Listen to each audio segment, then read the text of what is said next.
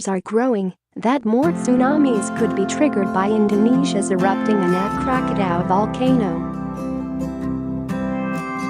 Many hundreds more were injured, and the death toll is expected to rise as rescue efforts continue. Authorities in Indonesia believe the tsunami was triggered after Krakatoa, Child of Krakatoa, erupted 14 years after the Boxing Day tsunami that killed more than 227,000 across Southeast Asia. Share this article. Water came rushing ashore in the darkness, with no prior shaking of the ground to indicate the crushing force that was closing in on the victims. Survivors described running for their lives as waves up to 20 feet tall swept away everything in their path. Musicians from a popular boy band were among those killed when the massive wave hit while they were on stage at a beach concert, hurling them into the audience before sweeping them out to sea. Yesterday, bodies were washed back onto the shore and others were discovered inside the wreckage of their former homes. Resort Group Chairman Pac South Dakota Darmano, whose hotel was hit by the tsunami, described the devastation. He said 500 people were staying at the hotel and that 90 corpses had been found so far, adding, "Every minute more dead bodies are coming to our place." Indonesia's disaster management agency said 222 deaths were confirmed, with at least 843 injured and many more missing. The worst affected area was the Pandeglang region of Java, which contains the Ujung Kulon National Park and several popular beaches. Aerial images showed houses reduced to rubble, trees uprooted and cars overturned. The island was hit by a 5.0 magnitude earthquake yesterday afternoon, rocking the Teku area.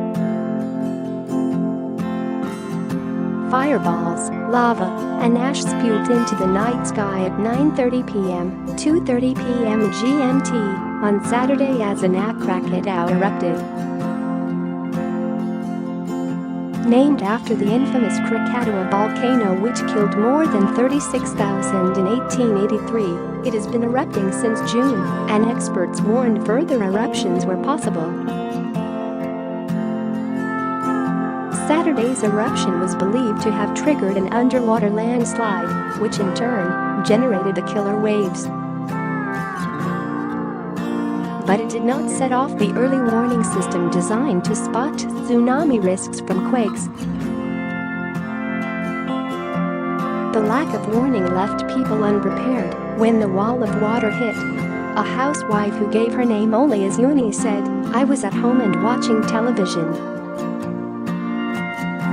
Then I heard a rumbling sound, and I thought it was the wind. After I opened the door, water came in quickly and dragged me out. When I saw outside, the sea was receding.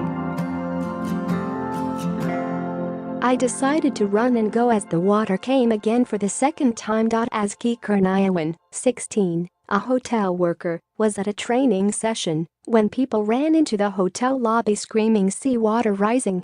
He ran to the car park to get his motorbike, but found it flooded. He said, "Suddenly a 1-meter wave hit me. I fell down. The water separated me from my bike. I was thrown into the fence of a building about 30 meters from the beach and held onto the fence as strong as I could, trying to resist the water, which feels like it would drag me back into the sea. I cried in fear. This is a tsunami? I was afraid I would die." The teenager said he was confused because he had not felt any tremors from an earthquake and had not believed a tsunami was possible. Indonesia lies on the so-called Pacific Ring of Fire, where tectonic plates collide, causing increased risk of earthquakes and volcanoes.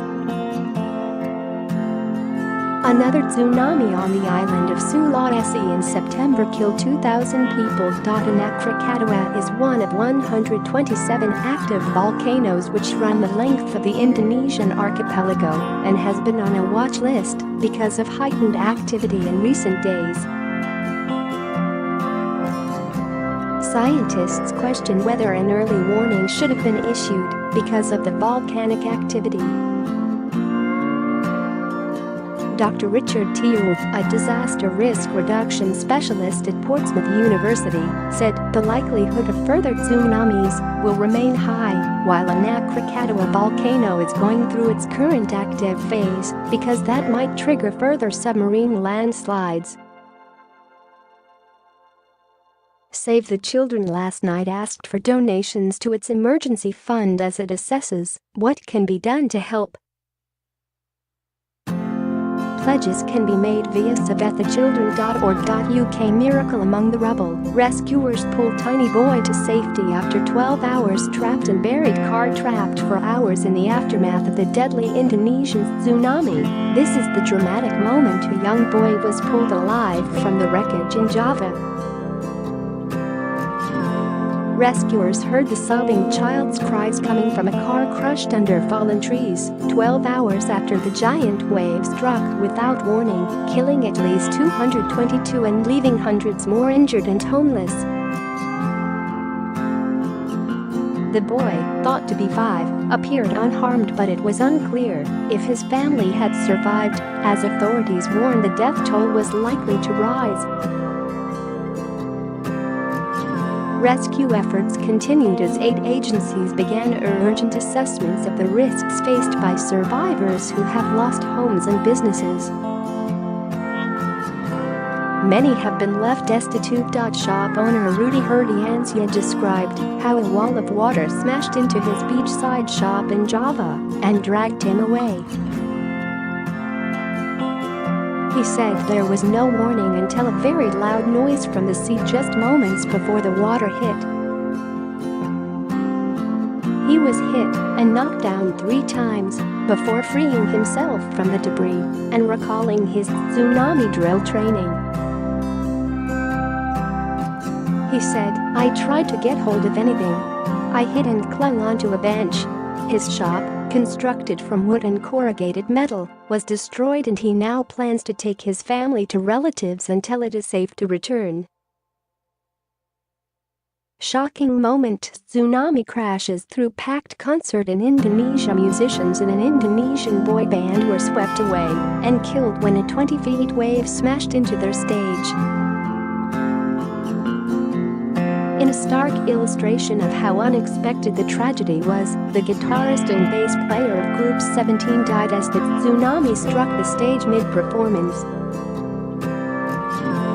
The band's road manager and a crew member also died, while the drummer and the lead singer's wife are missing. Singer Rifin Fajarsia, known as Ifan, last night made an emotional appeal to fans to pray for their survival. Footage taken by concertgoers showed the dramatic moment the tsunami hit the stage, hurling band members towards the audience and sweeping them out to sea. Mr. Fajarsia, the only band member known to have survived, was initially dragged out to sea. He told Indonesian media, "There were probably around 20 to 24 corpses around me." A crew member, named only as Zach, told how he survived by clinging to part of the collapsed stage. He said, "Underwater I could only pray, 'Jesus Christ, help.' In the final regular seconds I almost ran out of breath." The band were playing to a large crowd in a marquee at the Tanjung Lesung Beach Resort on the western tip of Java. The concert organizer said at least 29 people were killed and 13 were missing. Mr. Fajarsia posted an emotional video to his 260,000 Instagram followers in which he announced that 2 of his bandmates were dead and his wife was missing. He also posted a picture of himself with wife Dylan, taken in Paris, which read, "Today is your birthday. I want to say happy birthday to you in person. Please come back home quickly, my dear."